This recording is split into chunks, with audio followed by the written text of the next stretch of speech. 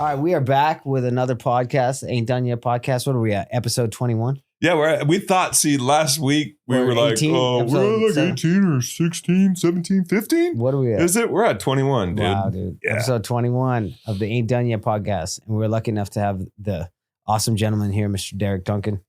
Thank you. Derek Duncan. Thank you for having me. Big fan of the show. Big fan of both of you guys and what you do professionally and personally and socially. Yeah. Thank you for inviting me here. Thank you for allowing me to use the studio earlier to do our podcast. Awesome. Of course, And man. Of the course. name of your podcast? Yeah. It's called The Other Side of the Ball. The other side of the ball. And we've got a network of guys in our podcasting world that are all sports commentators, but primarily guys who are broadcasters for our league. But the show itself is exclusively about A7FL, which is my football league's content. But then there's 3 other shows that are on our YouTube. We call it the Other Side of the Ball Network that talk about other things outside of the A7FL, along with the A7FL. Other Side of the Ball Network. Everybody check that out. Thank you. you. Yeah, awesome. Please do. Well, I mean, it's the least that I could do to let you use this studio, because you let me borrow your car, bro. Right? We got a lot of stories that involve cars, you and I. Yeah, we do. Now, you guys go way, way back. We go way, way, way, way back. I did my first apartment was a 1984 Monte Carlo. 86. 86. And Monte Carlo LS. To That's be clear. right. Two-tone. Two-tone. It was It beautiful. eventually became Wall three-tone. of subwoofers that had to be removed so I can sleep. Eventually became three-tone because a friend of ours ran into one of the doors, and then instead of buying me a new one, he took me to Nevada Pick Apart and said, "Here, get this door and I'll put it on for you." So I was driving around this beige and tan Monte Carlo with a blue door. Like, it was cool, right? And then my favorite story because of that, we were driving down 95 one day coming back and driving about 6-8 miles an hour over the speed limit, and I was riding with a buddy of ours, Nick, and I was like, "Oh, dude, I think that's HP in the back window." He's like, "The Hoopty Patrol? What are you scared of, bro?" Nice. Have you talked to Nick? No, it's been it's probably been 12 years. Nick was executive at the Win Yeah. last time I ran into him. But his daughter was a fast pitch softball pitcher, Okay. and my ex-wife's best friend's daughter, who's also a pitcher in softball, they were on the same team and opposite teams. So I'd run into him on the fields every now and then. We talked about getting together, but never happened. Yeah. You know how it Dude, is. Nick disowned us, bro. I don't know Do you what blame it him? was. No, I do not blame him. I do not blame him, but he definitely disowned us after he went in the military, got out of the military, and then married the gal that I think he was in the military with, right? They were both in the military together. I think he ended up marrying her, and then we were shit. Well, I mean, you have to understand that our group of friends is so tight knit, but we give each other so much shit on a regular basis. I tell anybody who listens, the reason I am the way I am today and the man that I am today, and the reason I rose above everything that I had to in my life is because my friends would tell me everything that was wrong with me every fucking day. Like, if you had bad breath or smelly feet, you were the bad breath, smelly foot motherfucker every time you walked to the door until you fixed that shit. Damn right. Every day. That's tough love, man. I like it. It is what people call bullying today was how we got our shit right. 100%, man. And not 100%. everybody's made for that. No. There's a lot of people. Well, who, I think we made each other for that or into that, right? Yeah. We developed each other's tough skin. Right. That's what we did. And we can talk shit. And he and I, we've been in the biggest, worst, blown out fist fight arguments that you've ever seen. Yep. Awesome. And the next day we woke up and be like, "Hey, dude." Yeah. never connected on a punch. Yes. Never connected on a punch, but wanted to. Yeah, it was very close. And there was some wanted to. wind that was involved Hey, in some that's of all those. you need. Right? That's all you need when it comes to your boys, man. Yeah. The intention. I'll give it to you. That's right. Yes, but to where I was going with that is there's a lot of folks who were part of that group who didn't necessarily deal with it well. Mm-hmm. And there was a lot of things that we did as a group that were triggering for some people. And I think Nick's bad habits that he got away from by going into the military, that our group reminded him of those bad habits. I would agree with that. Him and his family and the person he wanted to be in his life and what he did with himself to circle back to us would, I think, for him would potentially be looked at as a step down for him and where he was trying to elevate himself. Whether none of us were in that life anymore at all, but to think about being associated with it. Because, I'm still friends with a lot of the guys who did the evil shit that we were. Yeah. Because I don't give up on anybody. I feel like there's a silver lining in every situation and goodness in every person. Mm-hmm. And I still keep in touch with every one of those guys. But, some of them I'm like, look, I'm going to love you from afar, bro. I want to see you eat, just not at my table.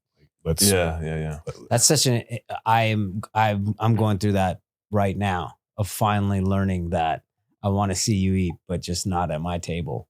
That's such an interesting thing because up until this point in my life, literally, I told you how I just moved. Yeah. So, my living. Congratulations, neighbor. Thank you. I know, right? One of my living arrangements was that with some homies I grew up with. Yeah. And I love them so much. But now being away from them, there's just so much room. Everything has changed for me personally, just from stepping away and getting out of the expectation, just that zone and that energy field. But I did have a question. Talking about your guys' friendship in your circle, did the way that you guys communicated with each other and were hard on each other, did that help you in business? Did that help you as an entrepreneur? Well, the things we're involved with at that time and who we were as people, we literally tried out every joke, every thought process. We were each other's conscious, right? We were the good and the bad. We were the ill of the world. We were the good in the world. And we used each other to understand. Like I said, if you were doing something wrong, you heard about it immediately. There was no room for you to be a fuck up, because if you fucked up, everybody would come down on you and you would be dismal. Yeah. Like you were the brunt of the joke for that night. And then the next day until you fix into the next shit. day. And then you like either stop coming around or you fix your shit. But so being able to communicate with these guys. So we are 10 not college educated, very smart guys, all successful in business. Every one of them. The guy who just worked his ass off was the guy who probably owns the most real estate out of all of us, right? The guy who went into the military, probably having the best like family situation right now and is super successful in his business. The guy who wanted to try everything and do everything, right? Super successful in certain walks of life. For me, like you wouldn't expect these 10 guys. Yeah.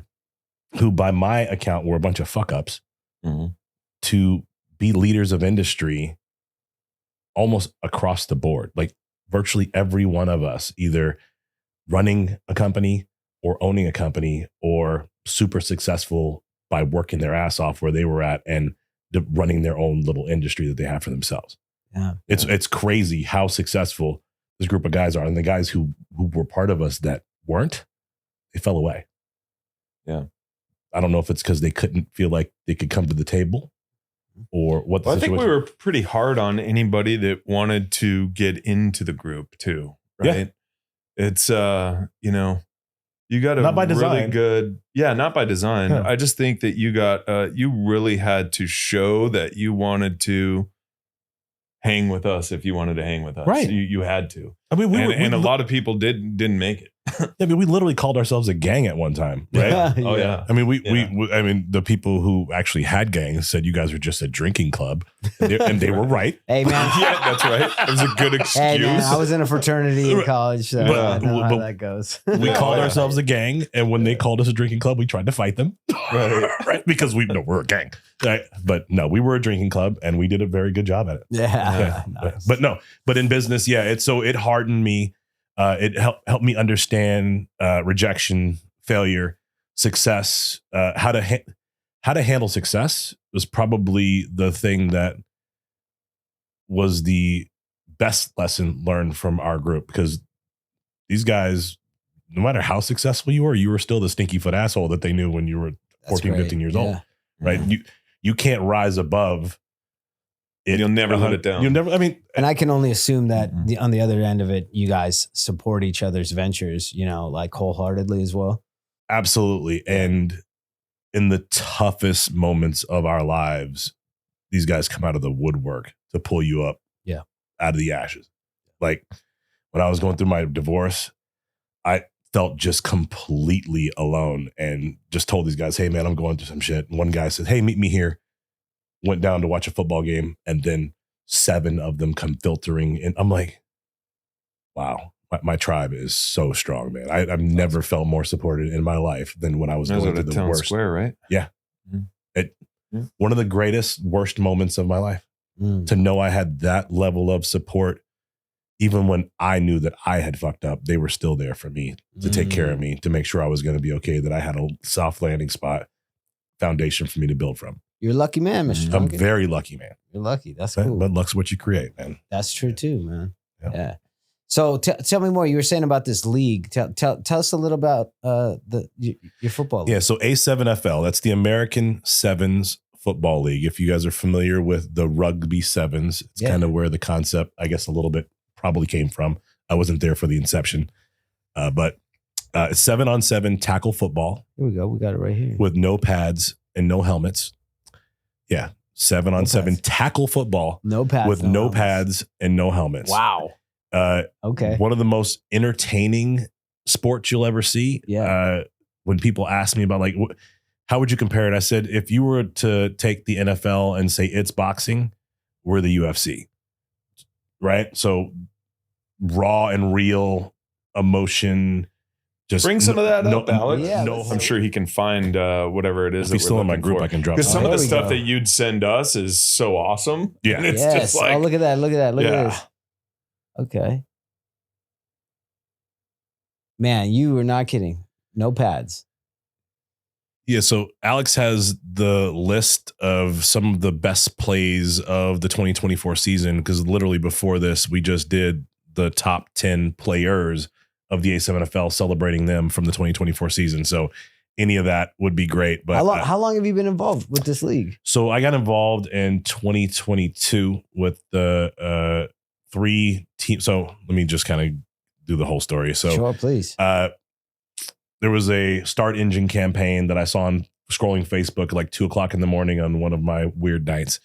And I decided, and this is back when the NFL was having a lot of issues with concussions, and that was the biggest thing. And so this league pops up. We're safer. We've legislated the helmet out of the game. We don't use the helmet. And I, for one, before I even found this league, thought that the helmet was the issue with football. I mean, I'm a football player a lot of my life, and remembered that I only got my bell rung while I was wearing a helmet. When we were playing football at Western High School, every other weekend, when we weren't wearing helmets, there weren't people getting their bell rung. I put on a helmet, my bell was getting rung. we were playing tackle football. So I mean, every weekend. It's a level of sport that everyone's playing. Everybody's had a turkey bowl, right? So there was an opportunity to invest in the league, and I invested meagerly. Like their silver investment level, so I got some other benefits that gave me another 25% in shares when I did it. Mm-hmm. And I said on the thing when I invested, if there's ever an opportunity to own a team, I'd like to. Right. So a month later, after their round of funding was done, they reached back and said, hey, we heard you want to own a team. We're not selling teams, but you can own a division. I'm like, well, what is that? Well, you get the franchise rights for an area. I negotiated the whole state of Nevada. And so I was told at that time that I needed to develop up to 8 teams, or to develop 8 teams. Mm-hmm. So I busted my ass to try to develop 8 teams and got 3. That first year, one of our teams, the Las Vegas Force, actually made the playoffs, went to New Jersey and played a team called the Snow Tribe, and owned by Deion Dawkins, the offensive lineman for the Buffalo Bills. And that day, we were the first team outside of the Northeast to win a game on Northeast soil. Yeah. For a league that had been around for 9 years. The Las Vegas Force. The Las Vegas Force. All right. So that was our first year in 2022. What do we got here? This is the BIC versus the U, 2 of the legacy juggernauts out of the Northeast. The U is from Patterson, New Jersey. BIC is from Trenton, New Jersey. And the guy running for the touchdown is a guy named Sterry Codrington, this year's league MVP. Nice. He is a former defensive back, played in NFL Europe as a DB, and is now a quarterback and is fast as all get out. That's what I was going to say, dude. That dude, what's his 40? I think he's a 4.3. No kidding. Right. So, but Sterry, the most dangerous quarterback in the league because of his legs. He's Lamar Jackson type, pretty accurate with the ball on the run too. So very, very dangerous guy. But so 2022 season, we make the playoffs, win a game, have to fly back the very next weekend for a bunch of guys who work. Like, it was tough. How does that work? Just so we all understand, as the owner of the team here, right? How is the funding working for flying the team out and taking care of hotels to get the game played? Is that Great funded question. by the league, or is that funded by the Derrick? Yeah. So I thought it was funded by the league, Uh-huh. and they gave me $10K to get the guys from Vegas to New Jersey the first week. Okay. Cost me about it was about 18 in total with room, hotel, cars, whatever. 18,000 total. Right. Okay. So I came out of pocket like $8K to get them there the first time around. Okay. The following weekend, having to book flights short notice, I got $0. Mm-hmm. 10K is all they had allocated for travel because they didn't think there was any way in hell I'd have to travel again. Mm-hmm. Right. So there was no money in the budget for me to travel again. They budgeted for you to lose. Absolutely. Yeah. Right. And you won. I've fixed that within the league, but we won. Right. So I had to, if we wanted to play a second game, we had to travel on our dime, which ultimately was my dime.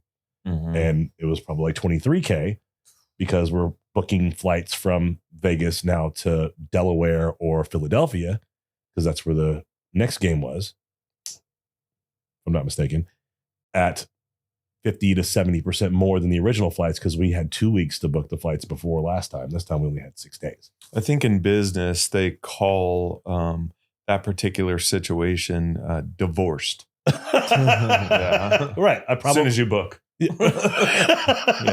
I probably should have divorced myself from the league at that point, to be honest. But so we flew out that next game and got absolutely fucking destroyed by the eventual champion, the BIC, who beat the Force. I think the final was like 48-19 or something like that. And there's 2 viral highlights of them like scoring touchdowns on us. One of them was actually replicated by my Detroit Lions after winning, after scoring a touchdown. I think you did some sort of post about that, right? Yeah. So there was the Lions in a victory. I think it was against the Bears. Scored a touchdown, and all the linemen went out, got in the end zone, and got their hands under their feet like this, and had their feet like dangling on the ground, right, doing the little kicksy thing. That was a replication of the BIC's touchdown 100%. Celebration. And they say it after the game, like they saw that on the A7FL. Yeah, so Jameson Williams. Hey, that's some good promotion, unfortunately. Right? Had he mentioned our actual name? Yeah, he's like, I was watching some 7-on-7 league and these guys did that. So I had our guys did it. So we did what we could to take his clip, our clip, mashed him up, send him out to try to generate some, some attention on us. So, I mean, you guys are getting some pretty good publicity, or at least, and also how many people are watching the league at any given time too? Because I saw that those numbers were up too. Hard to quantify because the majority of our games are on streaming platforms outside of YouTube, where they don't actually show those numbers or share those numbers with you in season.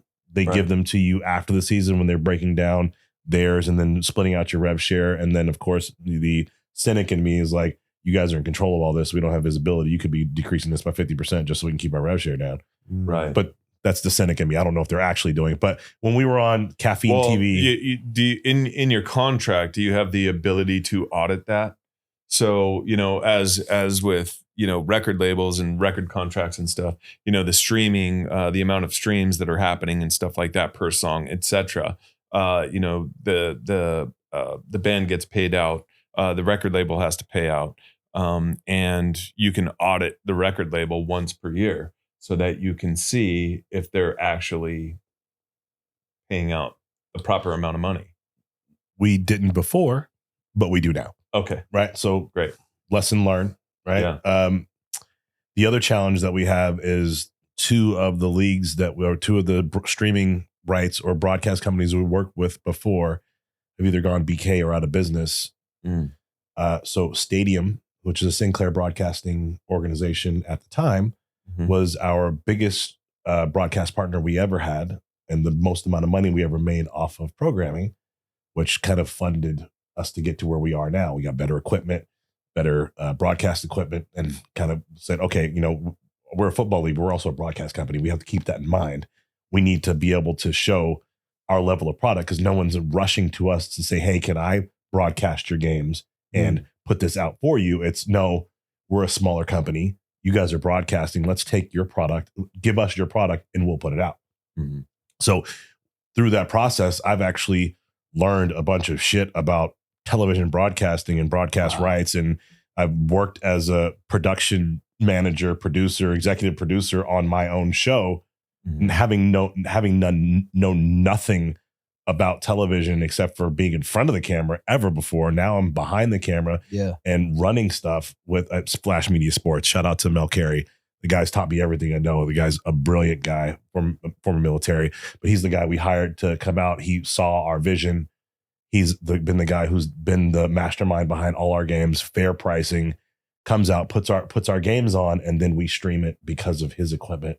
He's taught me the other equipment I need to buy to level up our game. So every season we get a little better. I get a little more money, we get a little better. I get a little more money, we get a little better. So this, I don't know what the train of thought, but the point is we didn't know what we didn't know going in because no one involved with us, even the guy who was our broadcast rights deal guy, because we were such a small organization trying to come up, we're just taking any deal we can get our hands on. Yeah. And even though people were agreeing to stuff, they weren't then turning around and producing stuff. Like we're still waiting on a check from a company that we broadcasted with last season that we haven't gotten yet. Mm-hmm. So anytime you hear me talk about it, say they might be back this season, like pay us our money.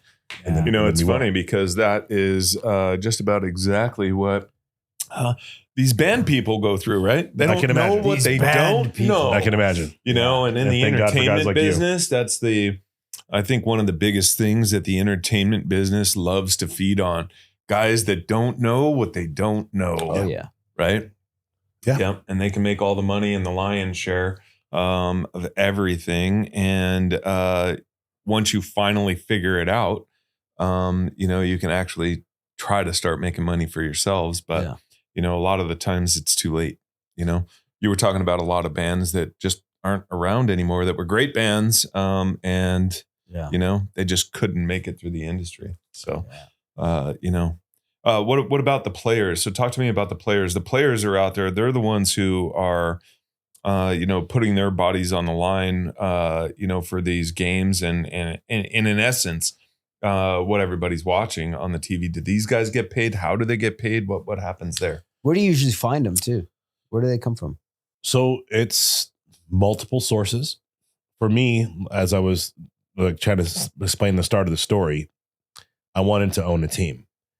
I had a group of coaches that I had recently worked with when I was playing ball, right? Mm-hmm. And I knew that I could count on them and hire them to run my team because I had just recently worked with them on some other stuff. Mm-hmm. When they told me I needed to have a division, I split up my coaching staff and made each of them head coaches of different teams. Gave them profit sharing rights to the team that they were coaching because I still own as a division owner, and them not buying a team outright from me because that wasn't even an option when I first got involved. I still own the team, the rights, the broadcast rights, everything for this, and gave them profit sharing to say, hey, come involved at profit sharing. Plus here's a paycheck for you, meager. Like I paid the coaches $1,000 for the season. That's $125 a week. Sure. One of the guys decided that he was going to take it on his own and go ahead and take the franchise that he had and pay his guys. He's the one team in our division that actually pays their players, and they get $50 a game. Everyone else, and then he pays their registration fees. Yeah. Right. Everyone else pays to play. This year was $175. Right. So we are a hybrid paid and pay to play league. And our champion team actually pays to play. Now, they've won $25,000 the last 2 years they played. So they come out on top. Mm-hmm. They assembled the best group of guys who were willing to pay. And as such, ended up making $600 on the season. So they got to have fun, hang out with their guys, be on national television, beat up some people, and make $600 on the deal. So they're happy about it. But our model is pay to play, right? There are teams back east that pay their guys. Yeah. But we only have one team out of 8 in Vegas that pays their guys. Okay. Yeah. Where are the games at in Vegas? So not far from here. I actually drove by our field to get here. 3900 East Bonanza Road at a private school called Matter Academy East. Matter Academy East. And they are a budding football school, sports school that is pushing towards being a JUCO as well. So their plan is to take their guys from middle school up to high school and then into JUCO as athletes and have that whole system built into one. Yeah. And when is the season? What months? And so our season this year throws off on 3/16. We'll be saving everyone, right? Yeah. Cool. But it's March 16th through June 22nd. Or opening up a can of whoop ass. Yeah. It depends. Austin 3/16? Yeah, right. Exactly that. So we typically are March to June or July. So this year we're March 16th to June 22nd. Okay. So we are spring football. And we are the longest continuously running spring football league in American history. Wow. Dude, that's awesome. Right? That's really cool. Longer than Arena Football League, longer than the USFL, longer than the UFL, Dude, longer than the XFL. That's the slogan right there to start some marketing off, man. Yeah, and we do. Yeah. I mean, so we love last year was our 10th season, so we plastered it all over the place, and this year we're going on 11. So Cool. pretty excited about that. But it's our mainstay. We tell anyone who listen, it's because we're structured the way we are, that we are built to scale, but not built to fail, right? So we recruit, you want to play, you pay, and then there's two things that happen from that, right? If you're not paying players, you don't have high work comp costs. And for athletes, professional athletes, work comp is probably the most expensive thing that you will have. Yeah. So by the players paying to play, they're not employees, therefore we don't have to pay work comp. I don't know if they meant to do that, but that's the ultimate effect from it. So for us to go pay to play, which is something we plan to do long term, we now know that we need to compensate for that work comp thing because that's expensive for athletes. Yeah. It shouldn't be as expensive for us because we are actually a safer league with way less injury. Odd, but non-padded football has way less injury than padded football. So interesting. The metrics that we keep is 80% less injury per person per minute played versus the next padded football level. Wow. I mean, I can see that. I can see why that would be too. And I mean, just, I feel a lot more comfortable hitting somebody as hard as I possibly can if I have a bunch of armor on. Yeah. Right. And if I don't have all that armor on, I'm going to be taking it a little bit easier. Right. Because you're going to hurt yourself as much as you hurt them. You need to use technique. That's the reason why rugby has been the version of this that's been around for so long. I mean, what is the injury rate in rugby? Do they have a lot of injuries like football does? Because I mean, like out for the season type stuff. Yes, but it's knees and ankle out for the injury, not head out for the right. Yeah. Okay. Very interesting.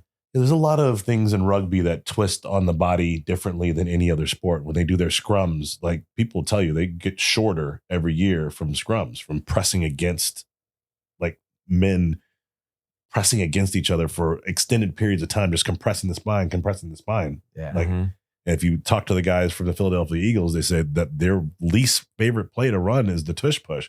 But they have to do it because they're so successful. Right. Oh, yeah. You got to do the tush push. I mean, this is crazy. And it's new to me. I mean, I just started watching the tush push like last season, I think is the first time I really saw it. Yeah. And it's like, but I always thought about that. I'm like, just push that motherfucker in there. It's almost, what the hell are you talking about? It's a half a yard. It's almost indefensible if you know how to create the spear, right? Because the wedge and the leverage from that is one of, and you go back to your geometry days, it's one of the strongest things that you can build as a wedge. And you're a mechanical engineer, socially now, I guess, at least, right?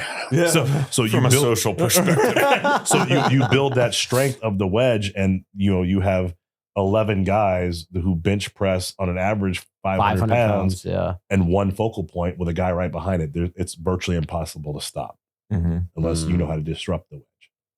Nice.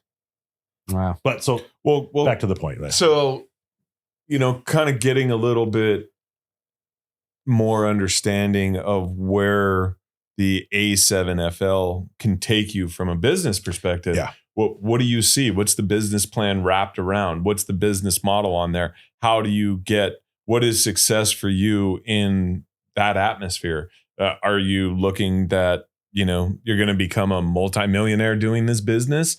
Do you see do you have it planned out how that could happen? Talk to us a little bit about, where you see this thing going and how you're going to generate the revenues needed to sustain it, right? Because any business at the end of the day, it needs to generate revenue. It needs to create a profit. That profit has to be at a certain percentage. And for most businesses, that percentage is 18 to 22%. How are you going to move that business into that realm so that it can be sustainable? Yeah, so we've got 3 answers to your question from 2 different sources, right? So you've got the league perspective, Okay. of which I am a major shareholder in the actual league. As I told you, I bought in shares, and then when I paid my franchise fee, they allowed me to buy shares as part of me paying my franchise fee, right? So that was part of the deal. So the league success is predicated on number of athletes who sign up. I'm sorry, the division success is predicated on number of athletes who sign up at X amount of dollars versus your cost, right? So if it's $175 per person, 50 of that dollars goes to uniforms. 5 of that 50, 5 goes to the prize pool, right? 125 of that goes towards playoff travel. The remaining 100 comes back to the division owner to help support our local league cost, right? So I was losing money out the ass when I first started because I was teamed up with Clark County School District and they were charging me roughly $5,500 a day to host my games.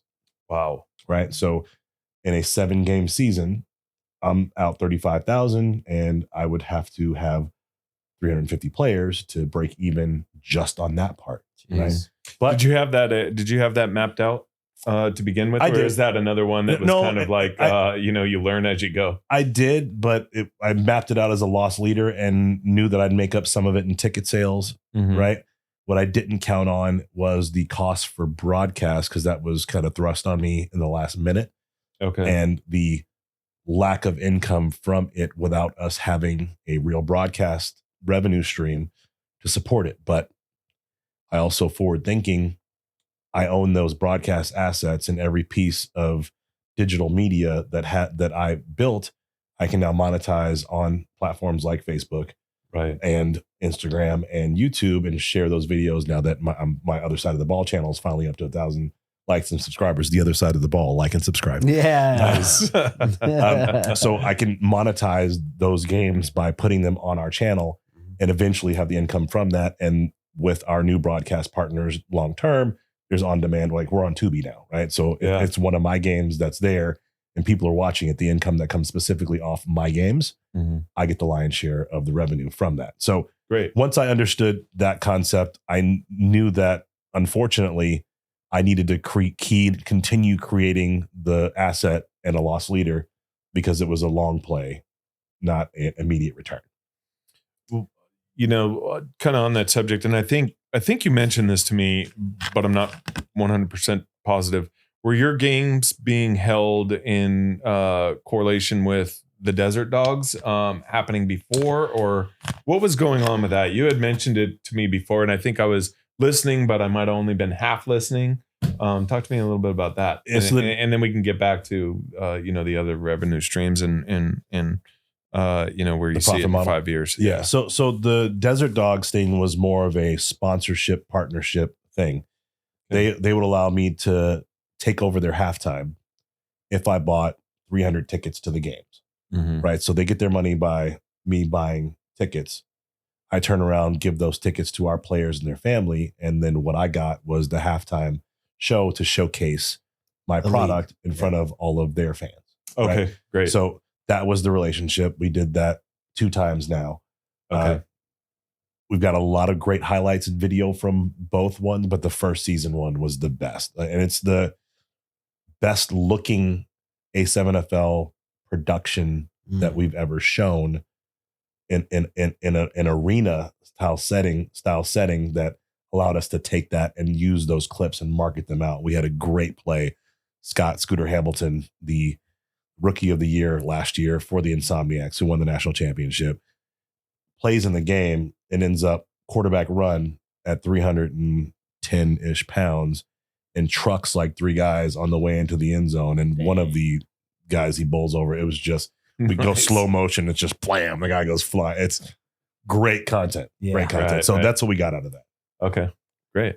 So that's the relationship with the Desert Dogs. But okay, as far as the profit model, right? So now through not my own doing, but the Clark County deciding that they were no longer going to allow anyone to book outside of Facilitron, which is their booking platform, and the pricing for that gone up to now $5,800 per day per game for us because they require 2 CCSD police, a staff member that's working overtime, and the field rental facility. It just became not affordable for my business model. Yeah. So it forced me to seek outside opportunities and found Matter Academy, who is a brand new private school with a brand new field, but didn't have stands, but it was only $1,500 comparatively, only $1,500 a day for me to play there.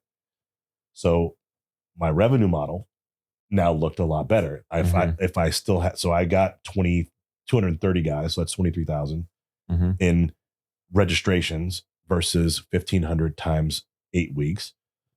Now I'm in the black already for the players versus the field. Now I can also afford to bring in ushers and security and still be in the black. And I just have to worry about covering the broadcast cost. Right. So that's the piece. So now ticket sales goes towards that.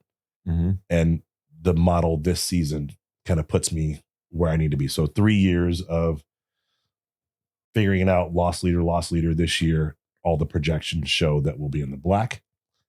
And so what does success look like short term? Not losing money, right? So right, of course. That's how all businesses are. Right? The first 5 years, you can pretty much guarantee you're going to lose money because you're figuring things out and you're also growing the business and marketing it and getting it out there so it's in front of people so that they can come see it. Right.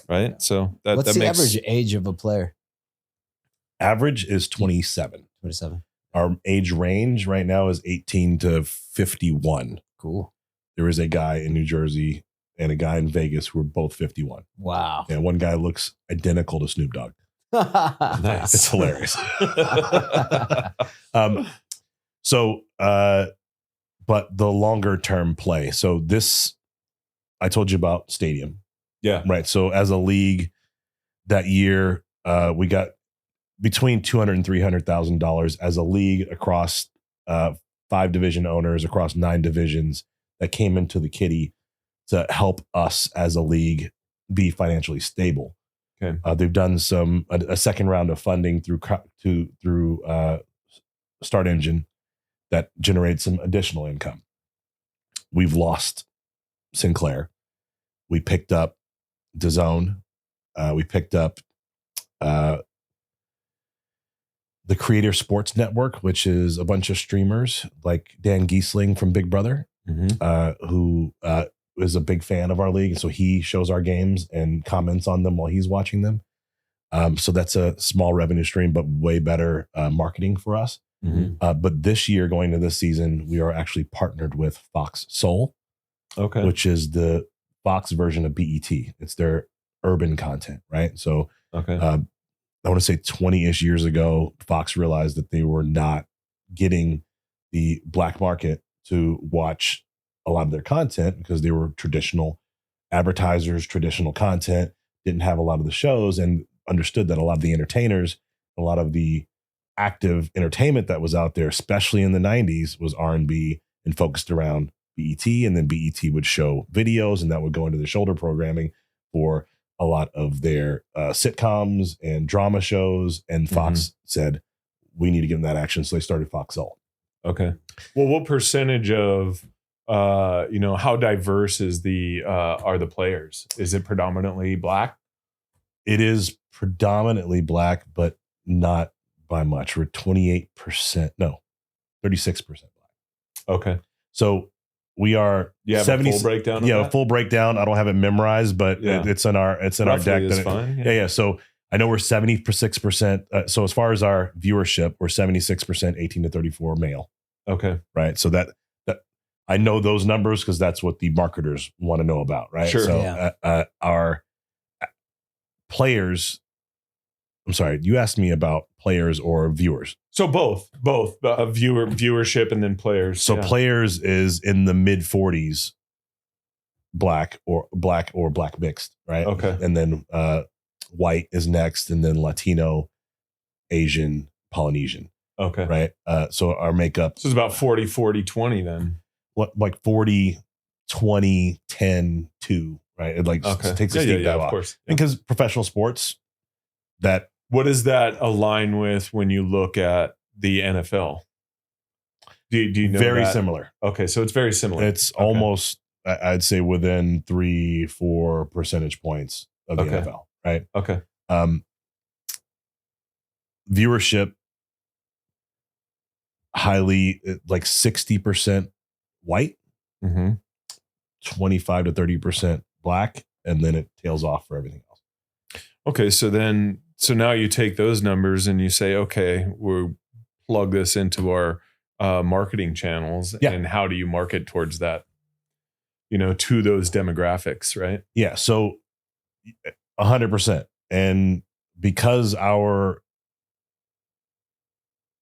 executives and folks that we're with are now primarily focused on the broadcast deals, we're not as focused on the marketing side as potentially we should be, but also because we don't have to be, right? We're getting a 50-50 rev share off of whoever is signing our deals now. So whatever their market is, they saw fit to have us on there. We're getting a piece of that. Their advertisers are going to be buying into whoever watches on their network. And that's ultimately is what all we care about on that side. Now for us, when we're marketing, it's through socials, right? When I buy marketing, it's on Vibe, which is a place that allows you to buy ad space on all streaming platforms. And so I did my focus exclusively on 250 miles around the Las Vegas territory because I was recruiting athletes and investors. And I was doing athletes and sponsors. And I assumed that the majority of the people who would want to participate or sponsor would have their focus on Vegas and LA, the two divisions that I own, right? So I did 250 miles around Vegas, 250 miles around LA. My commercial only went on during live football events, so college football or NFL. And we advertised to potential sponsors and to athletes who wanted to sign up for the A7NFL. Nice. So didn't care about demographic. We cared more about the fan who's already watching our product of our competitor, if you will. Man, it takes some balls. It takes some balls to get this going here, in Vegas, and you're like trailblazing this, It's crazy. No pads. It's almost its own, it's its own league, really. It is. Man, you gotta trailblaze and create your own path here, man. And if I was to do it all over again, I don't know that I would, based on the level of success I've had and what it's taken to get there, because it's been a lot of mind share investment, a lot of time away from the family, a lot of time away from my core business, possibly that I could have dedicated to that and grow it. Yeah. But I see the long play, which we haven't gotten to yet. Yeah. And I was talking to Ryan about exactly what you're saying right now. And we were talking about it on the podcast last week, is that, when you have multiple businesses, your energy has to be split in between all of those businesses, right? So it really comes down to deciding how much energy, time, and effort do you need to put into this business, and what are you really getting out of it, right? And there's been a lot of businesses that I've been involved in the last 20 plus years that were unsuccessful, right? And there's been some that have been successful, right? So you really have to decide how much you want to put, and you have to put a clock to that too. Is how long do you want to spend, and how much time do you want to put and effort into this, and dollars and money into this, before you have to say, hey, I love what I'm doing, but unfortunately, I have to let this one go. Right. And as a poker player, you're like, I'm pot committed. But at the same time, sometimes you got to cut bait because you got a losing hand. Yeah. In this case, I am 99% sure I have a winning hand. I just don't know if I have enough chips for it to come around for me to actually make it to the flop and show my hand. Right. So I've restructured everything within mine to make sure that the income matches the outlay so that I'm in the black for the coming seasons, right? It's budgeted, everything's good. As long as there's no weird losses, I'm good to go. Well, and then just to note that it's not just about the dollars in black, but it's the time that you're putting in black too, right? Yeah, that's because how much time are you going to put in? We'll talk about your other new venture that you've started, which you've been in the industry since we were kids. Yeah. So, how much effort and time can you put into that business that I know personally from us being little kids that you love, and you always wanted to be a part of in some sense. Yep. How much effort can you afford to put in that without it jeopardizing or affecting this new venture that you have going on? Right. So they feed each other because I make them feed each other. My client base is also my fan base for football, right? So everyone that I communicate with are football fans, and they appreciate the league, enjoy the league, and some of our biggest commenters and followers of what we do. And when it becomes big, they're going to be right there with me. Yeah. But what they aren't is investors. Right. What they aren't is sponsors. So as much, and some of them are, the majority of them are managers, branch managers, business owners who have watched and enjoyed it, but haven't invested any dollars in it. So I have to always take inventory about how much do they really like it, if they're not willing to put their dollar behind it. But I know our people, they only invest, they don't bet on the long shot. They bet on the tried and true winner. They bet the favorite, right? Oh yeah. So I have to get myself into that favorite position before I can expect to get dollars from those guys. Right. So to answer your other question, it took me a long while to get there. What's the end game? What could it be? In my business model and everything that I've developed around it, that's not just football. It's $1 trillion business that with a T. But it's not just the football part. The football part is probably, if I'm being pie in the sky, the best number that this will be in the next 20 years is maybe a $10 million a year as a league thing, which there's 9 divisions potentially. That would be 1.1 coming back towards this side, with us then paying players at a professional level, which would cost me in the neighborhood of $250,000 to $300,000 a year to operate, plus broadcast stuff. I'd probably clear about $500,000 to $600,000 out of just football with just this league, if it were to hit its height of where I think it can go. To give it maybe a little bit more measurement, and I'm sure you're probably familiar with this too, because we were huge basketball fans too, right? I mean, Derek and I and the group would play basketball probably 3 times a week. Too much. Yeah, too much. It was like basketball. Got no knees now because of it. Ice Cube has a league. Big 3. The big 3, right? And that's 3-on-3. Yep. Right. How much revenue is that generating? You have somebody like Ice Cube, right? Dude's got pretty much endless money, right? He can dump as much money into this league as he wants. Yeah. And a lot of the times, in order to make something successful, you got to dump the money. Yeah, exactly. Right. Do we know what kind of success, and we can use that kind of as a gauge of reference to see what it takes and how it's doing?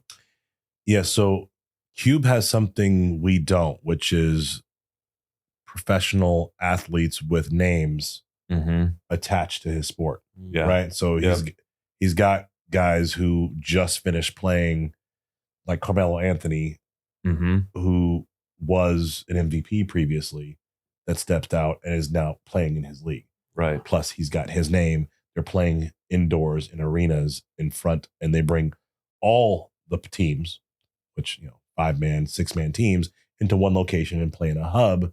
Their business model is much easier and much more profitable than ours, but there's a significant amount of income that's coming from it. They've got some new TV contracts. Their roof is higher because of their model and where they play and how they play it. I mean, and sometimes that's what it takes too, right? To make something successful. Like take for instance, the UFC. Yeah. Before the UFC was the UFC, it was the UFC that wasn't making any money. Right. Right. And then it takes somebody like an innovator like Dana White, right, to come in there, get the Fertitas brothers to spend $1 million on it, because I think that's what they bought it for, right? Yep. And sold it for billions and billions. But to figure out how the model works from a marketing perspective. Well, that's our stage, right? So I can't say who, but we have 3 different groups looking at buying out the A7FL to the tune of $25 million. Okay. To buy our footprint. Because like I said, we realized about 1.5 years ago, we are also a media company. And Right. because we have broadcast people in 6 different locations around the country, and we've got football players to the tune of 4 to 8 teams and 9 locales around the country, we have what no other football league besides the NFL and college football has in America. So people look at us and go, I could buy that for a measly $25 million when you look at the NFL's billions, and create a developmental league to be a farm team for the NFL, or for me to be a sub-tier league and just grab these players, put pads and helmets on them, rename the teams that we want to, and pay these guys. And now we've got our league. Wow. So I have a friend of mine that is in a particular car club, and lives out in San Diego, and owned the flag football league and sold it to the NFL for multi-millions of dollars. So started in Minnesota as like a Pop Warner type flag football, and built and grew it across multi-states. The NFL got a look at it, saw what was going on, and saw the positivity in it, and he sold it to them. Wow. That becomes Right. NFL flag. Yes. Wow. Correct. Yep. That's Yep. huge. So same Congratulations. scenario. Yeah. Right. Same scenario. Smaller scale, but same scenario. Yeah. Because the So- NFL doesn't need us. The NFL needs us to go away. Well, nor did they right. Nor did they need flag either. No, they do. You know. They needed flag because that's how you attract the female athlete contingency.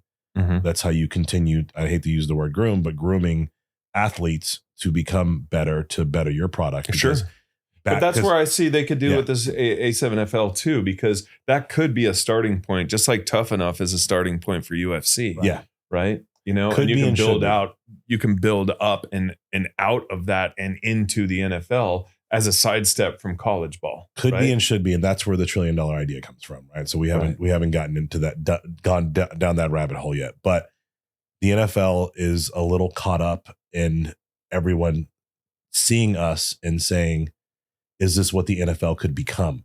Right? Because people want the NFL to be safer and rally for it, and we are safer, but the NFL doesn't want to go away from their game.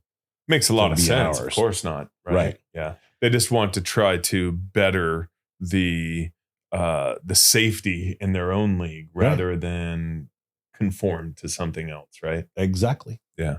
I mean, you're not going to see boxing decide to take off the gloves, Right. right? Right. 100%. Even though we know if you get knocked out faster, you have lesser chance of CTE and long-term brain damage Yeah, because you're not taking repeated hits to the head. exactly. We are the exact same thing. No repeated hits to the head. It's 1 and out because you're not wearing a helmet if you get hit in the head, but you're not supposed to.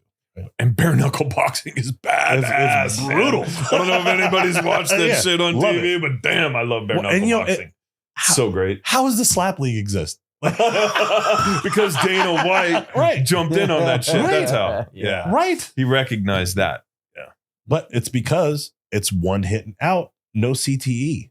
Right. It's a concussion that you have to recover from. And if you look at the guys who got crazy concussions in the NFL that you thought would have a long-term effect on them, it had midterm and short-term effects that were ugly. But long-term, Steve Young probably had the most concussions as a quarterback of anybody that ever played in the NFL. Wow. But now he's completely recovered from his concussions because it wasn't repeated hits to the head. Right. It was concussion, out for a while, rest, relax, recover.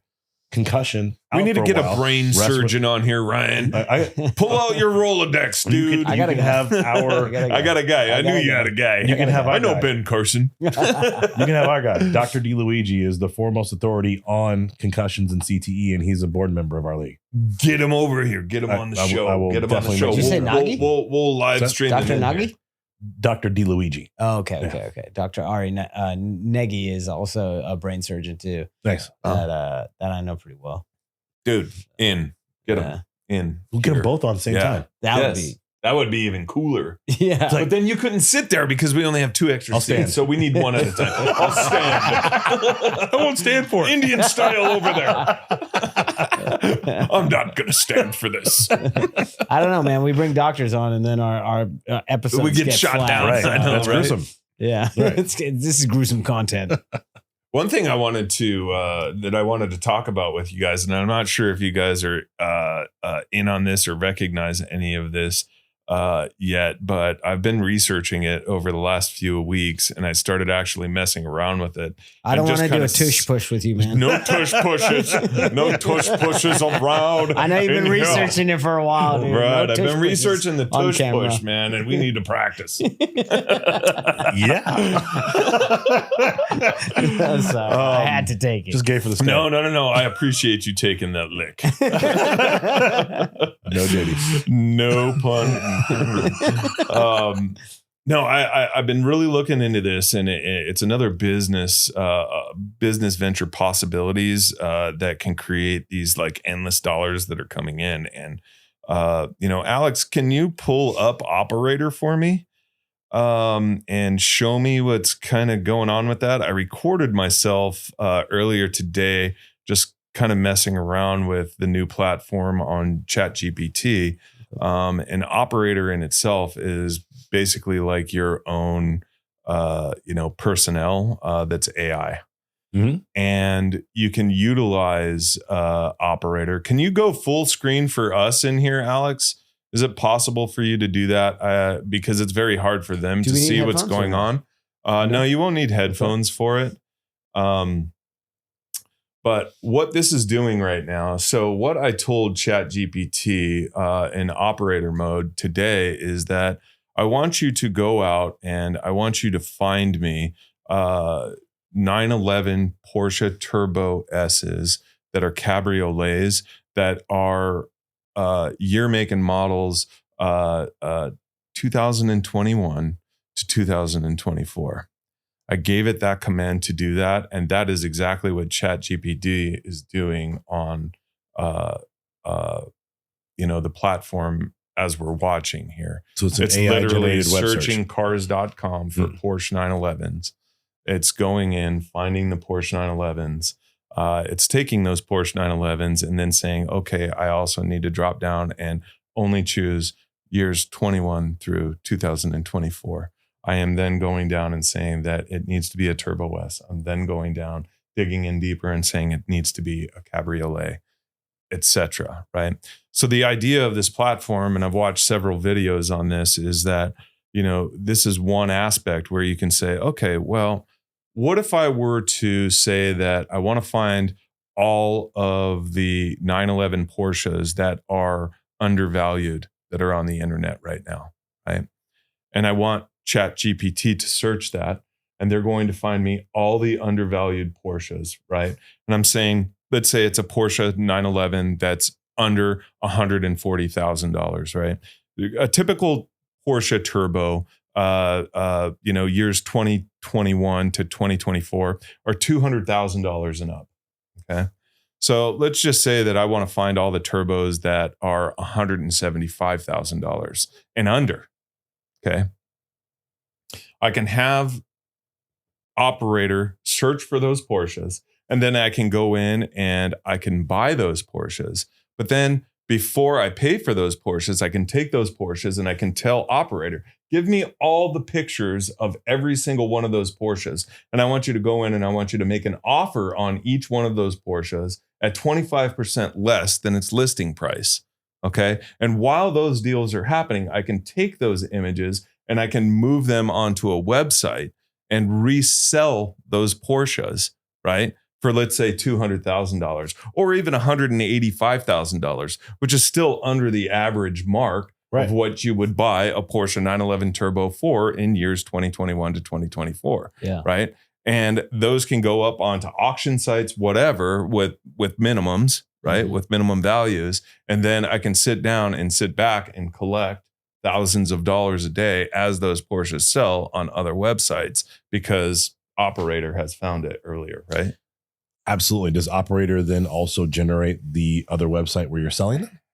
Well, what you would do is you would tell operator, I want you to find the best sites where Porsches are selling for the highest price. And I want you to take the pictures from these listings and I want you to add those onto the highest selling sites. And I want you to price tag each one of these for at least X amount of dollars. Now, see, that's the element that excites me because right. The research portion, I feel like I could do in a basic Google search that operator's doing for you. I understand operators making right, it but easier. you're just telling it what to do. You're walking away. You don't have to sit there with it, right? You walk away. It's doing all the research in the background, and then I had to give me a notification when it was done. Right. And granted, keep in mind that right now, operator, it operates kind of slow. Like I can do that about 4 times faster. Yeah. Because I timed how long it took for operator to give me all the information. Gotcha. Right. And then I went in and did it myself and I did it in about a quarter of the time. Right. Right. So it took a lot longer, but if I'm going to bed at night and I gave operator the parameters of what I wanted it to do and it woke up in the morning and it did all of those things for me, I just slept while operator was making me money. Yeah, I would absolutely love to see, for my business, operator go through all of the social media clips for A7FL across all platforms and take the top 10, curate them for me, and then repost them from my site without me having to think about it and just press a button and get it done. That it would do that. Business, it could technically do that for you right now. Yeah, in my existing business, that would be a huge benefit, right?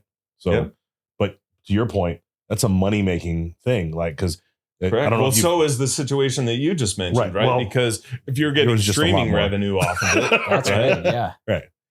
But even organizing and pulling in all of that content and telling it to go, I want you to go to youtube.com and I want you to pull every single A7FL labeled video that's on there, and I want you to put it into a group or into categories, or you can tell it that I want you to open up an Excel sheet or a Sheets, right? And I want you to list all of those categories inside my Sheets app that is located here. It will take that information and it will put it inside Sheets. So it just categorizes everything for you. And then you can take that content and tell, now I want you to take all of this content, operator, and I want you to move it into this platform. That's a Chat GPT function. That's a Chat GPT function, but it is the latest software. And it does charge you, so it's $200 a month. Is that the for operator? Is that the 4.5 or 5.0? That is 4.0. Okay, it's 4.0. $200 a month is worth $200 a month, right? And it can only do one operation at a time. So you can't have it doing multiple operations. It can only do one at a time. But still, if you can set the parameters around that and have it working for you overnight, you could wake up in the morning and a lot of your tasks are already done for you. Wow. Right. That's so I know brilliant. we were talking about this, before, because you're like, listen, man, I got to hire a social media guy and really get this thing pumping. There is your free social media guy. Well, $200 a month, and you can have operator doing all that stuff for you. So $8 a day. Yeah. Now $7 Google, a day. I'll take the check. You're gonna get some Open AI. I think it would be right. Yeah. Open AI, please send me my check for advertising for you. Wow, right? Elon own ChatGPT now? So Elon has put a bid in of $97 billion for OpenAI, which owns ChatGPT. Correct. So 97 million. and Sam Altman turned him down, and disrespectfully turned him down. But the Fuck you, end South all- African. Hope they take your land. the end all be all of that situation is that Elon Musk is not going to stop until he owns OpenAI. And the reason why he wants to own and he did own OpenAI. He started OpenAI, if anybody wasn't aware of that. I didn't know. He did. And he's not going to stop until he gets it back, because he wants to make sure that that safety parameters are being met for that platform. I've heard him and say right that. now they're not. I've heard him say that multiple times. Yeah. Right? He says, look, even the most altruistic person has their own goals. Yes. And I will tell you that I have my own goals. So I barely trust myself with the capabilities of AI, but I know my morals. Therefore, I can pursue this. And I wish we can put AI back in the bag and put the safety parameters on it before it got out. But we're past that. We're way past that. So now I have to go back and fix it. Correct. Yeah. 100%. It's kind of crazy because, I've watched several interviews with him, and he's talked about the fact that, some of the people that are in charge of these platforms, realize that artificial intelligence is just as important as human beings. They look at artificial intelligence as having the same rights as human beings have. And that's where the problem lies. Yeah. Right. So hopefully he can go in there and, not to get too deep on that subject, but hopefully he can go in there and, as he's done with so many other things recently, and as of today, hopefully he can go in there and fix that shit too. Sheesh. I will tell you that Grok's my favorite AI. Yeah, Grok is pretty awesome, man. It does some pretty. But I've cool never stuff used too. Operator. Operator might be my new favorite AI, just based on what you told me. So it's go in and check it out. Like I said, the worst case scenario, you got to spend $200 for that first month to have access and be able to operate and use it.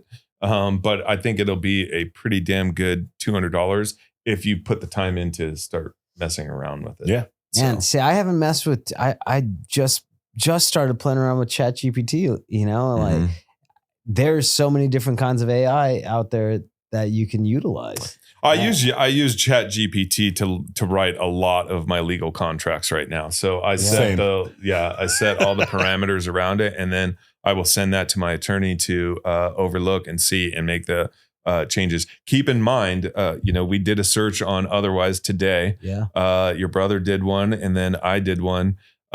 He did one on ChatGPT 3. I did one on ChatGPT 4. I would give ChatGPT 3 a C- for pulling the information about you guys. Yeah. They got a lot of stuff wrong. And then when I did it on 4, they got about 75% right, but they still thought they were Native American. Yeah.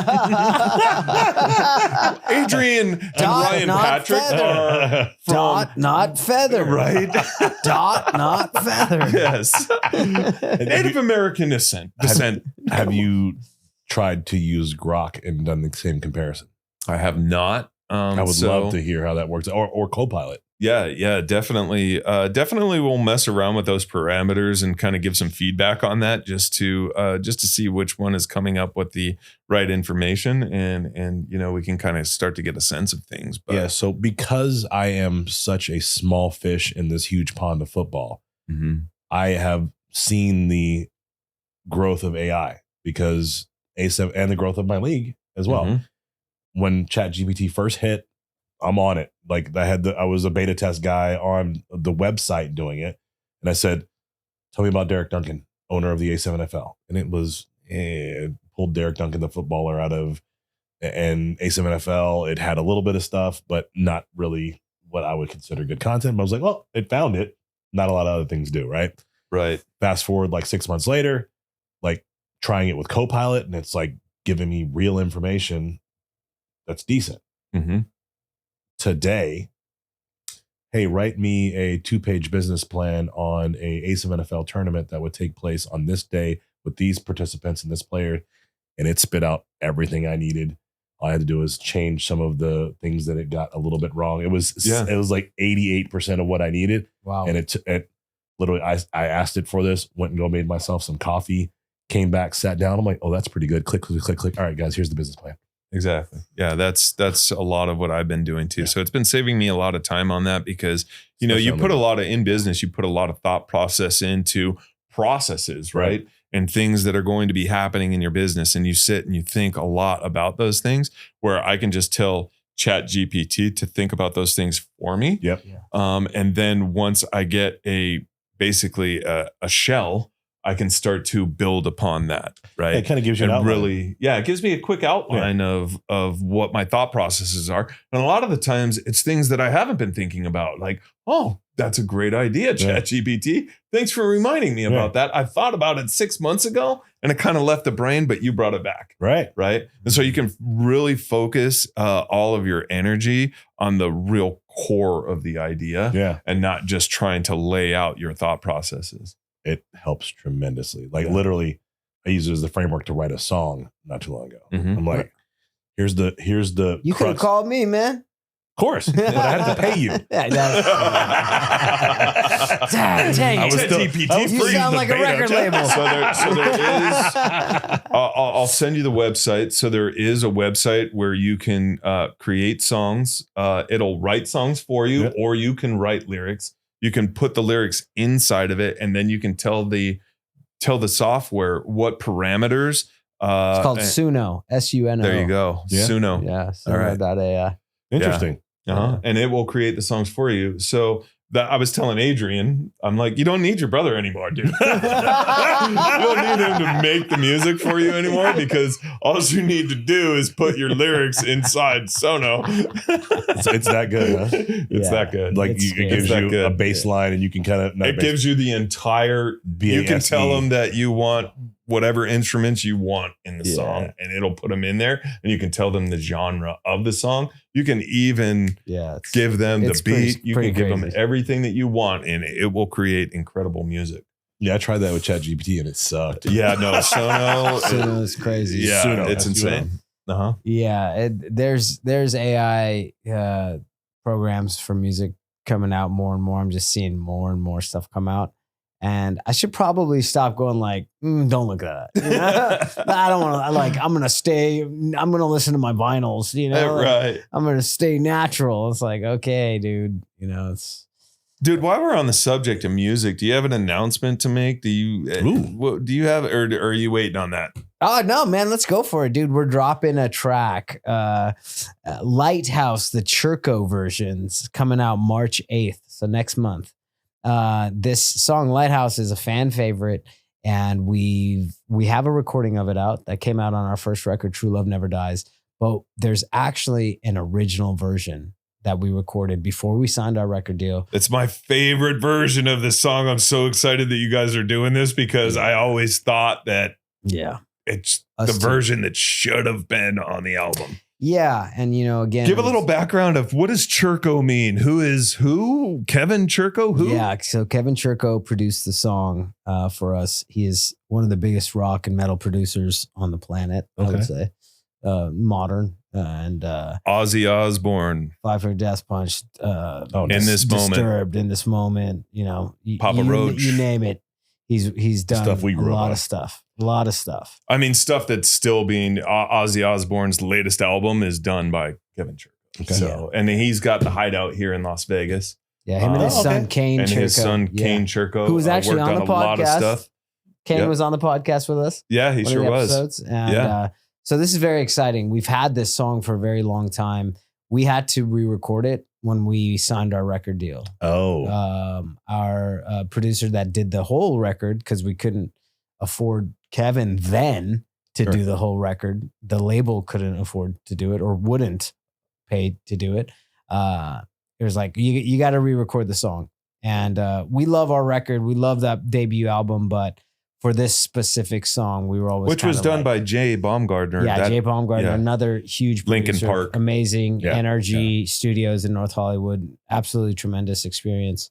But this one song, we're like, man, you know, this song. It's just, This was the one, you know? yeah. So now that we're independent and we're at a point in our careers where we can release our songs that were once or that are still owned by the label, but now we can own the masters if we re-record them. Well, Because- and Kevin Churko updated this song so that it's got lossless and everything else, right? It has an updated mix on it. Yep. Yeah. Yep. Great. So we're really looking forward to getting it out. 310 is my birthday, but March 8th, nice little precursor for my birthday. March 8th, Lighthouse, the Churko Sessions is dropping. So that's a Saturday. Nice. Yeah. So is that the best day to drop? Is that how it works? Well, we've got a little event coming up that we're going to be doing Okay. on that day. Have you So- got a link for that? Can we add that? We'll add that to the Yeah. podcast Yeah. down at the bottom, Alex. Absolutely. Don't forget this part this time, Alex. Alex, you There's remember, going to be I know, a we're link just- that needs to we're go over here down just in the pointing bottom. at stuff, and Alex Yeah. is not. Get the link. Get the link, dude. No, Alex is great. Like and subscribe too. Don't forget that. Like and subscribe. Yes. Yeah. Come on. Hit the ding. Yeah, hit the dingy thingy. Yeah, it's good stuff, man. It's all exciting stuff. You know, the ethos of this podcast is that, you know, we only invite guys and gals on that they ain't done yet. You know, they keep going in the face of all the adversity, all the challenges of this life. We just keep pushing forward. You know. Well, let's finish with that. Let's finish with, you not being done yet. So give us a quick excerpt of, the new business that you're in, which was the old business Right. that you were always in, that you were in high school. Kind of click us into that. Yeah. So I'm what I call affectionately a lighting guy, but that's for commercial lighting and residential lighting, right? So I'm a lighting manufacturer's representative. Most people could give two shits about what that is, but we are the guys who supply all the light fixtures that go into your house, your business, your hotel when you build it. No one really thinks about where those come from. That's what we do. All right. So since 19 years old, I worked as a lighting rep in multiple facets. 2008 broke out, started a lighting agency with a former business partner, unraveled that partnership in 2023, joined forces with another agency, a good friend of mine, went on, did that for 18, 20 months. And he decided to go ESOP, employee owned, and that model didn't fit what we were trying to accomplish on the lighting side, and the pay scale or the pay model we didn't really fit their business model for what they were trying to do. So we decided to unravel that and me take the lighting back exclusively. So for the very first time in my lighting career, I am the sole owner of my lighting agency, making all decisions and not having to answer to anyone but my customers. And the only people that could have an argument with me is clients, right? Yeah. I am the boss. You're the guy. I get to do things my way, and I've always had an idea of how business should be done. And along the way, I picked up some, like working with Apex and my good friend Rick. He taught me some tips and tricks about how to model his business, and he's ultra successful. Yeah. How to gauge sales, how to gauge your success with your customers, how to replicate some things that you're doing in certain situations. And then things that I was doing with the football league, with being able to outsource third party some things, training platforms, using training modules like Loom to record videos to sit with people that says, oh, how do I do this? Oh, Derek's got this 45-second video. Let me just watch this again. Just the systems. Oh yeah, that's how I do it. Putting the systems in place. That was Exactly. what I used to record that was Loom, just so you know. So yeah. And like John said, working on the business more so than working In for the the business. Now there's only 3 of us right now, so I have to work the business a lot, but I spend a good 20%, 30% of my day actually developing systems around it, because every time I touch something, I'm like, okay, that's replicatable. Let me build a system around that and then set that. And then every time I touch it, now the system's in place and I can build it how I think it's going to match best. So what I'm in the process of now is creating my own AI for lighting. And that is taking fixture schedules or blueprints that tells you the list of products that people want on their project, and creating a database of those products and what we cross them to for our manufacturers, so that every time that product comes up now, instead of us having to research what it is, figure out what we're going to cross it to, it references the database and just pulls that up for us and just drops it into our software and immediately helps me do that quote. So now as we're doing every single quote we do, we're improving our time it does a quote to do a quote about 1% or so.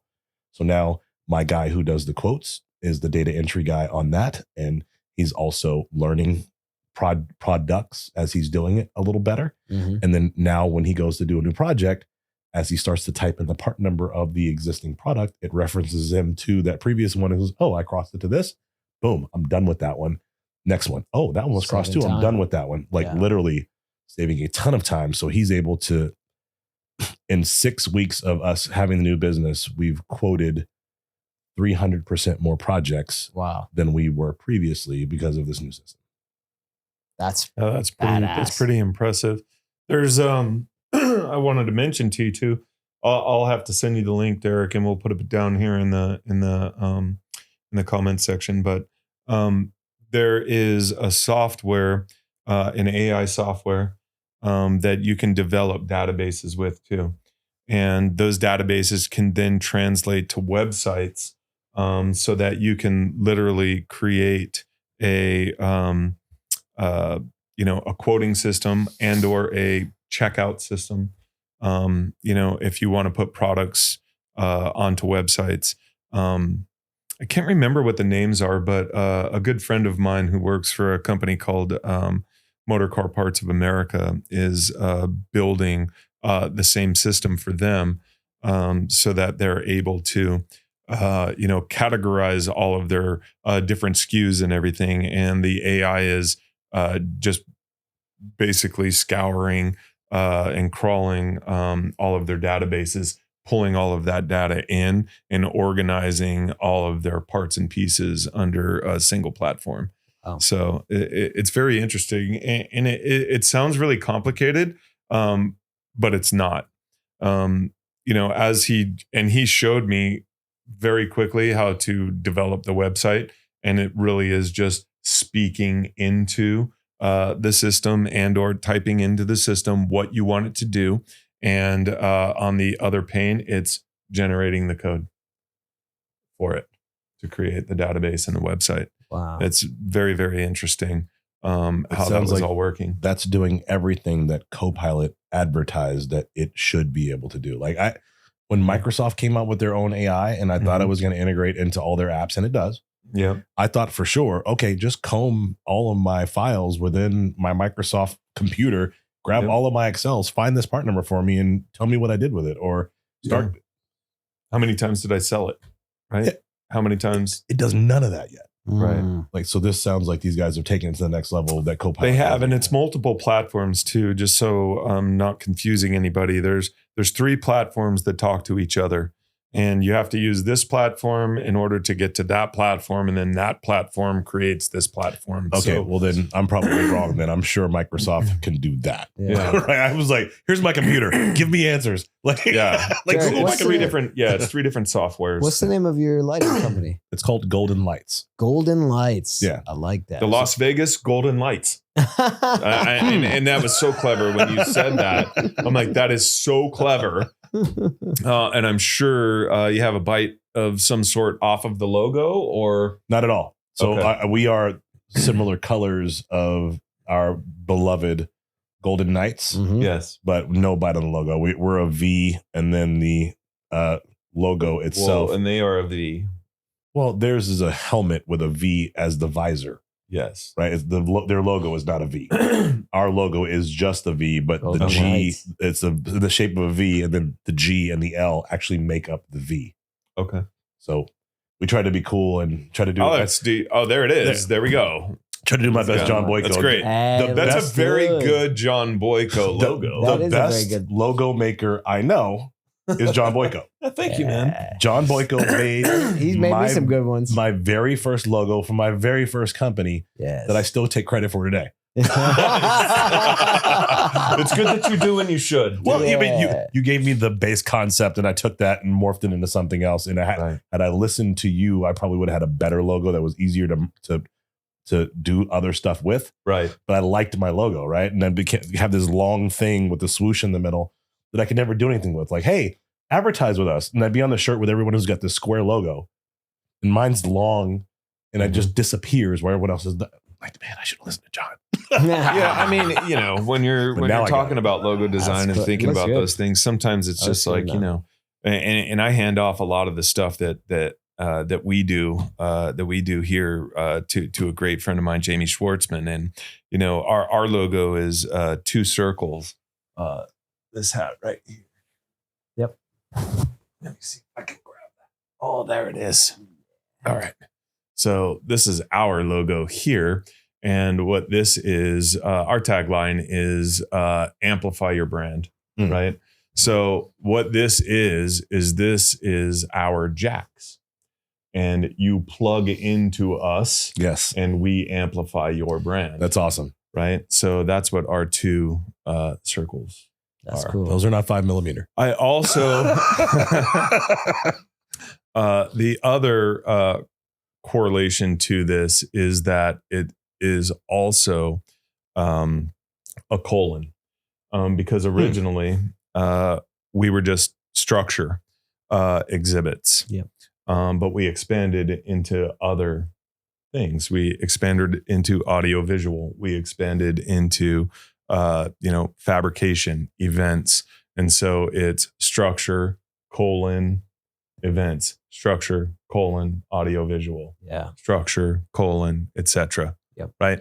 So when you're thinking about those kind of things, sometimes you just need to get out of your own head and let somebody else kind of start to figure out things for you. Yeah. So in correlation, and then with a ton of help from Jamie Schwartzman, we were able to create that for structure, which was a fun process. I love it. Yeah. And then playing into your music scene thing too. I mean, well, 100%. I mean, right? At that time we were, also focused on the band management side of things too. So we were just kind of meshing everything all together. And as you see throughout the entire facility, and here is all kinds of, not just this signed guitar here, but there's all kinds of signed guitars throughout this place, including some that Ryan has signed, like that one, and like this magazine cover that he is on, Guitar Player. Here. Yes, my signature is rolling. So it's rolling around here a few times for sure. Yeah. Yeah. So Derek, man, thank you. I wanted to before I ask you the last question. Wanted to thank you for being such a man of the community as well. The first time we met was at Kids Day Out. And Boys and Girls Club being there. It was Boys Day Out, but Kids Day Out is great. And you also were a big support of Life by Music last year with our annual fundraiser. You brought out one of the coolest activations for our golf tournament to represent the A7FL, and we had a wonderful time. Everybody was like, "That was the coolest activation." Trying to throw the football into the hole. And it's just really cool to know you, man. It's really cool to learn more about, your business sense, your business mind, and pushing through. So we definitely want to thank you for being our first guest this year on the Ain't Done Yet podcast.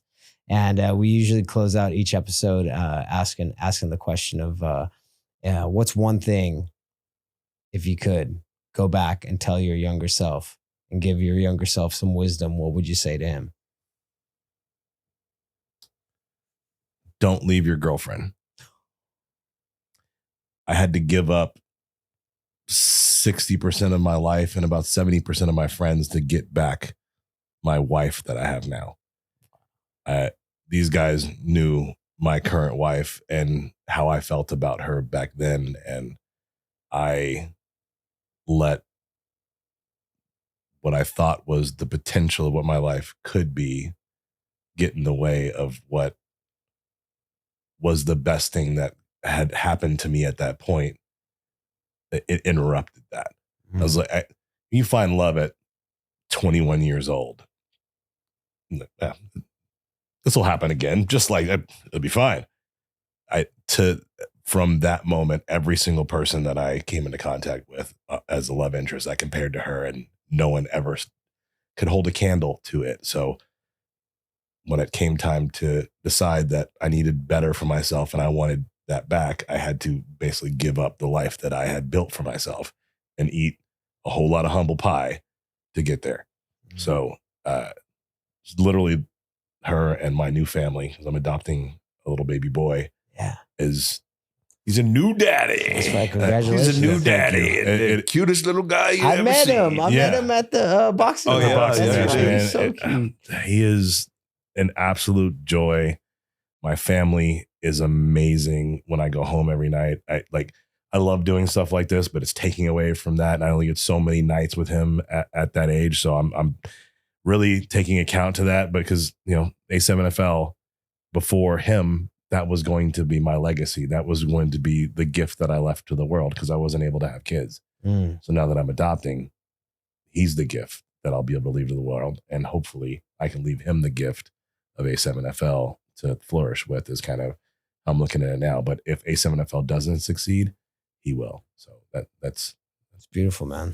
Well, man, I really, really wanted to get into some battles with you on the political fronts. But God, you touched me with all that shit. Now I'm like, I won't wait till next time to battle with you on that, man. But we definitely have to have you back on, man. And let's get into let's see what happens over the next month here. And let's have you back on, man. And let's get some battles going back and forth on the political front of things, man, because it's very interesting. You're one of my favorite people to bounce things off of, because you see things from a different perspective, and not a wrong perspective, or not a similar perspective, but just a different perspective. Yeah. So it's always enjoyable, because we fight a lot through texts in our group text with our buddies, and they sit and they get to spectate. Yeah. But at the end of the day, I think, at least for me, I'm learning through those conversations that we have back and forth. So I definitely want to have you back on for that stuff. You've introduced me to some of the greatest people for me to understand the state of our world and open my philosophical and political mind to a lot of other things that I wasn't seeing, or in some instances didn't even care about. Yeah. Right. When you introduced me to RFK Jr., completely changed my perspective on the way the country was headed. And for all his quirkiness and quackiness, there's a lot of what he's saying that I find to be spot on. And I thank you for introducing me to who he was, who he was. Definitely. And I think he was confirmed today, if I'm not mistaken. He was being confirmed today. That's awesome. I know that Tulsi Gabbard was right around 2:00 in the afternoon. And I think he was next on the docket for that. So I think by the time we walk out of this, I think he's confirmed. Yeah, so thank you for that, but fuck you for a lot of everything else. but honestly, that's definitely a good way to end shit. Yeah. But honestly, what I love about us is almost to a point, we have virtually the same end goal of what we're trying to accomplish. We just have different things that we think are important on how we get there. Like the path for me is as important to the end destination, and how I get there for the end destination will define who I am as a person. So it's very important to me. You help me exercise that. And then back to where we were as kids, man. Yeah. Exercising those things and sharing my thoughts, and you telling me how stupid I am. And I go, really? That's stupid? No, I think I'm right. Let me keep going with this. And I appreciate. Well, and vice versa. Yeah. And vice versa, man. Sounds like a conversation that America needs to hear. Yeah. Like, and the type of conversing that will take place. Yeah. So I'm excited for that conversation. I mean, there's definitely a ton of signs to. You sit back in the popcorn and go at it. You might want a plexiglass too, just in case. Yeah. I'll bring the mouthpieces too. I got you, boys. I got you. No, I would absolutely love to actually have it be me and you, and actually be able to get out some of that live and like really vibe off of each other. Yeah, definitely. Because, through, as we all know too, through text messages, there's thought processes that can be had between those conversations going back and forth. So a lot of the times it gets diluted by that timeline and that, ability to, research your thought process rather than just being kind of on the fly. Yeah. And it's great to have communication when you're on the fly. Because I think it's truer, right? And you can't accuse me of checking MSN. Exactly. Right. I mean, that's another great point too, is that, it's really coming from your thought process. And I think we can learn, who each other are even more by just having the conversation rather than kind of, thumbing it. Hell Let's yeah. do it. I am so in, and as soon as possible. Yeah. Let's do it, man. Let's do it. Double Well, D. thanks for coming, D. Thank you so much for having me. Appreciate you. It's wonderful to see you, man. Again, Yeah, thank same. you for Life by Music. Yeah. Thank you for everything you do with Otherwise. John, thank you for all the support over the years. Yeah, of course. And the help you give me with structure, man. I like just walking me around the place after the fact. Bro. Thank you for everything you've done for me. Thank you for giving me a home for a while. Good night. Don't let the gangsters bite. Yeah. Nice. Damn right. All right, y'all. Like and subscribe. Like This is and the Ain't Done Yet subscribe. podcast, and we will check you guys next time. Peace.